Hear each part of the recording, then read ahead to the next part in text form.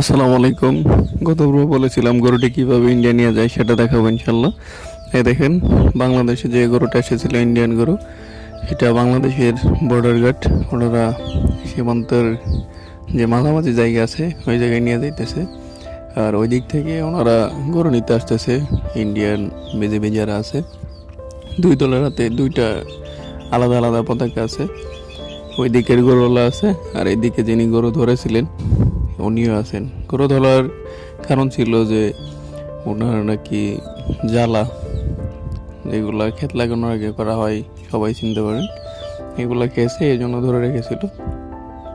এরপর দুই দল কাছাকাছি হইলেন, কি কথা হইতেছে জানি না, কারণ ধরতেছিলাম। গরুটা দেওয়া শেষ, এরপরে দেখে আমরা ওখান থেকে বেরিয়ে পড়েছি। আসার পর যে বন্ধু হাবিজুর আমাদের জন্য অপেক্ষা করতেছিলেন, ওনার সঙ্গে দেখা হলো, পান খাওয়া নিয়ে ব্যস্ত আছেন। এরপর নৈমিয়া বাজার থেকে আমরা বক্সিগঞ্জে চলে এসেছি। বক্সিগঞ্জে আসার পরে মসজিদে আসলাম, তো মসজিদের ভিতরে একটু ঘোরাফেরা করলাম।